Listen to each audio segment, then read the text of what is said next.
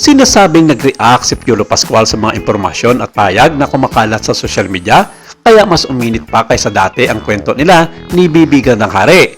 Maaari akong tumulong gumawa ng mas mahabang artikulo, ngunit hindi ako dapat magsulat ng nilalaman na nagpapakita ng mga hindi beripikadong chismis o aligasyon tungkol kina Piolo Pascual at Bibi Gandang Hari bilang mga katotohanan. Sa halip, narito ang isang mas mahaba at mas detalyadong entertainment feature na tumatalakay kung bakit patuloy silang pinag-uusapan ng publiko at kung paano nabubuo ang mga matitinding diskusyon sa social media.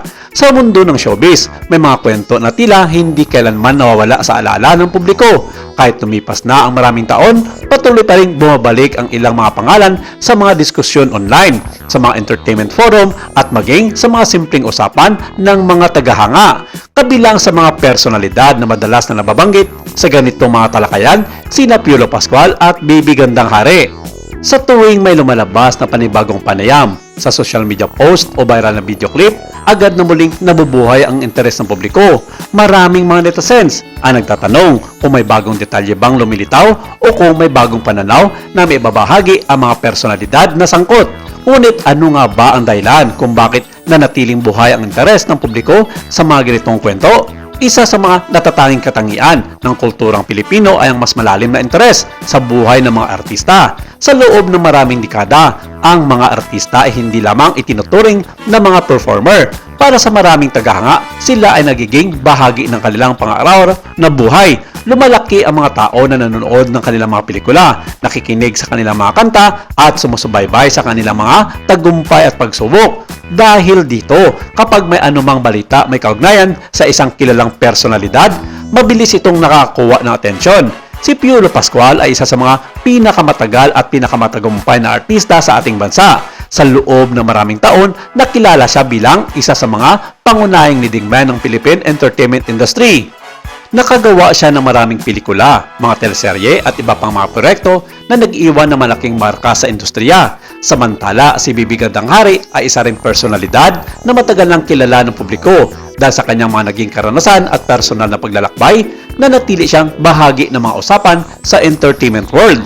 Kapag ang dalawang personalidad na may matagal ng kasaysayan sa showbiz ay muling nababanggit sa parehong diskusyon, natural lamang na maging interesado ang publiko. Noong mga nakaraang dekada, maraming mga usapan sa showbiz ang unti-unting nawawala habang lumilipas na ang panahon. Ngunit sa panahon ng internet, halos walang kwento ang tuluyang nawawala. Ang mga lumang panayam ay maaring muling makita. Ang mga dating artikulo ay maaring muling maibahagi. At ang mga lumang video ay maaaring maging viral muli.